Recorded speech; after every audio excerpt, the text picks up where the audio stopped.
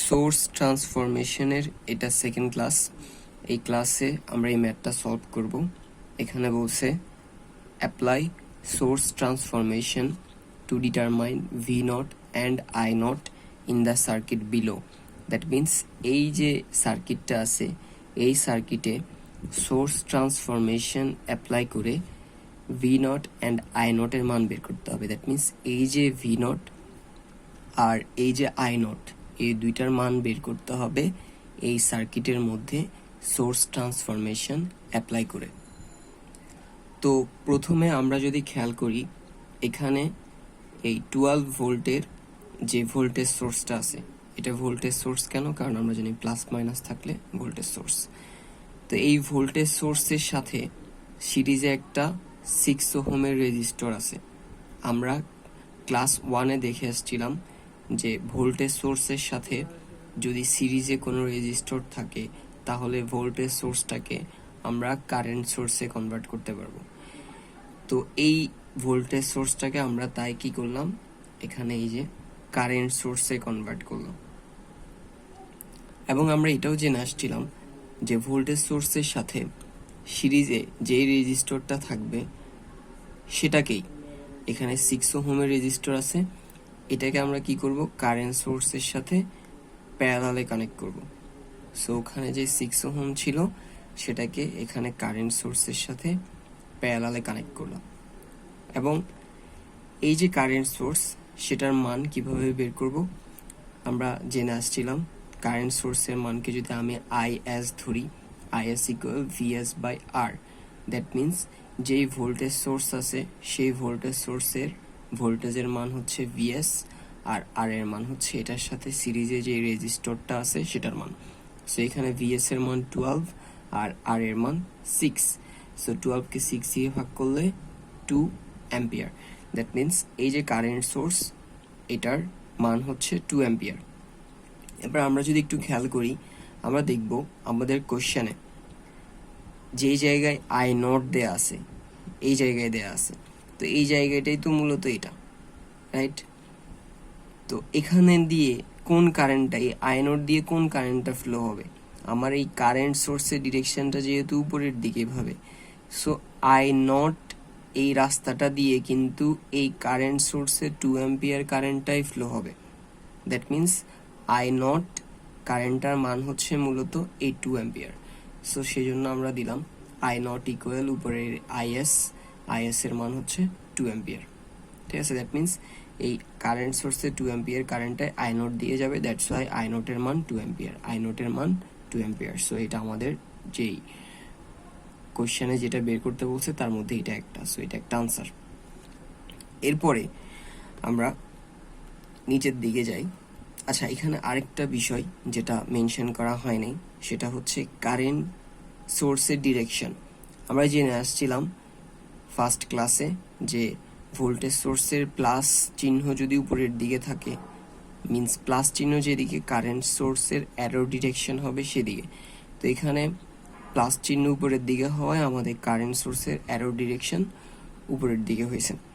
ওকে, এবার আমরা নেক্সটে এখানে এই কারেন্ট সোর্সটা 2 অ্যাম্পিয়ার, এটা ডিরেকশন উপরের দিকে, আর এই কারেন্ট সোর্সটাও 2 অ্যাম্পিয়ার, এটারও ডিরেকশন উপরের দিকে, এবং উভয় প্যারালালে হওয়ায় আমরা দুইটার পরিবর্তে একটা কারেন্ট সোর্স লিখতে পারবো।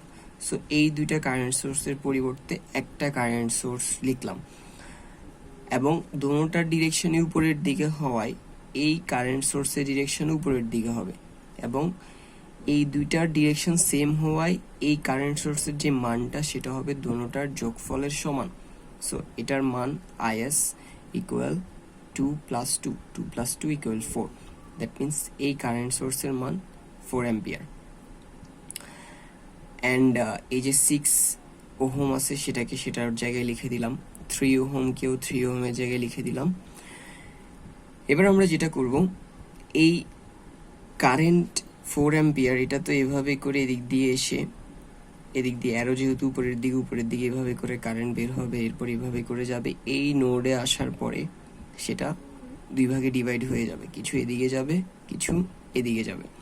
তো তো যেই কারেন্টটা এই দিক দিয়ে যাচ্ছে মিন্স 3 ওহম দিয়ে যে কারেন্টটা যাচ্ছে সেটাকে যদি আমরা বের করতে চাই তো সেটার নাম দিলাম I3, যেহেতু এটা হচ্ছে 3 ওহম, তো এটা দিয়ে যে কারেন্ট যাচ্ছে সেটাকে আমরা I3 দিলাম এবং সেই কারেন্টের মানটা আমরা জানতে চাচ্ছি।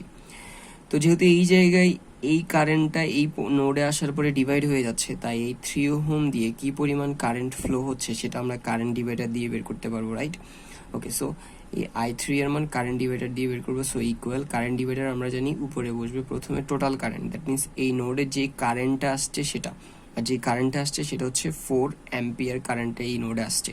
সো সেই 4 ইন্টু যেই ব্রাঞ্চের কারেন্ট বের করতে চাচ্ছি তার অপোজিট ব্রাঞ্চের রেজিস্ট্যান্স। তো আমি বের করতে চাচ্ছি 3 ওহমের কারেন্ট, এটার অপোজিট ব্রাঞ্চ হচ্ছে 6 ওহম। সো 4 এর সাথে 6 গুণ ডিভাইডেড বাই সবগুলো ব্রাঞ্চের রেজিস্ট্যান্সের যোগফল। সো এটার রেজিস্ট্যান্স 3 ওহম, এটার resistance 6 ohm. So 6 plus 3, 6 plus 3, এই পুরোটাকে ক্যালকুলেট করলে আসবে 2.67 অ্যাম্পিয়ার। দ্যাট মিনস এই 3 ওহম দিয়ে যে কারেন্টটা যাচ্ছে সেটা হচ্ছে 2.67 অ্যাম্পিয়ার।